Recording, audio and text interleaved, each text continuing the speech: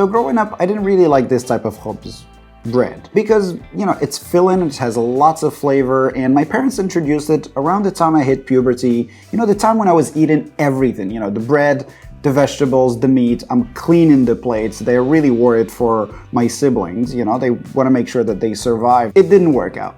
But again, now being an adult, I fully appreciate just how tasteful, how nutritious that bread is. This is not a traditional recipe, but it's very easy to make. All you have to do is mix it, let the bread rise, throw it in the oven, and you got a really tasty Moroccan whole wheat bread khobz. So let's do it. For this recipe, I'm only using whole wheat flour. Bonus points if you can get some good quality flour. Normally it's a small price markup, but the result is a much more flavorful bread. So we need 400 grams or 14.1 ounces of whole wheat flour. We also need 9 grams or roughly 1 tablespoon of instant yeast, 7 grams or roughly 1 teaspoon of salt. I highly recommend using a scale and measuring everything in grams because it's just much more precise. So we need 16 grams or 0.6 ounces of olive oil, and finally 320 grams or 10.8 fluid ounces of water. In a big mixing bowl, add all your flour and use the whisk to break up any clumps. Then add the yeast and then whisk. And then add the salt and whisk one more time. Then the olive oil, and finally the water. Mix with your hand or with a spatula until a bowl is formed. But make sure you scrape all the sides. Cover with a damp towel and let it proof on the kitchen top for 1.5 hours. After 1.5 hours, grease your work surface.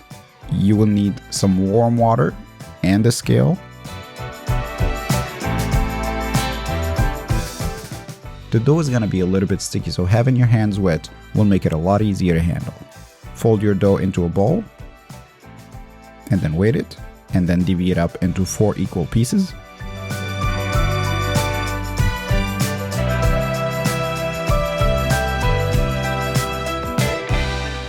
And then take each piece, flatten it, and then gently fold it in, flip it, and rotate it against the surface using both hands. Once you form a dough ball, transfer it into the baking tray, and repeat the process for the other 3 pieces. One important thing to keep in mind is that you should not flour or grease the baking tray. The dough does not have a lot of structure, so we want the parchment paper to slow down the expansion of the bread. Cover with a damp towel and let it rise again for 1 hour.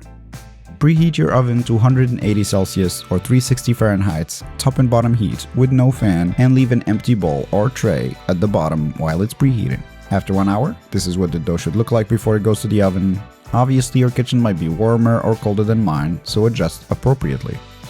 Spray the dough with water and sprinkle some wheat bran on it.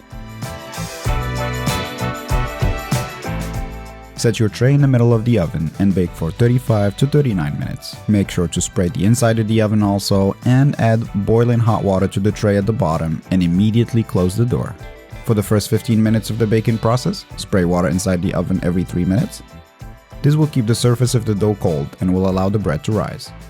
After 15 minutes, remove the water tray and move your bread to the bottom of the oven and let it cook for the remainder of the time, but make sure to check on it for the last 4 minutes. If you like a darker and crunchier crust, cook for the entire 39 minutes. If not, take it out a few minutes earlier. Move it to a wired rack and let it cool down.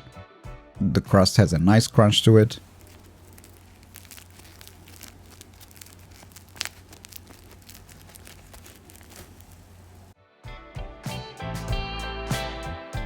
The crumb is soft and bouncy.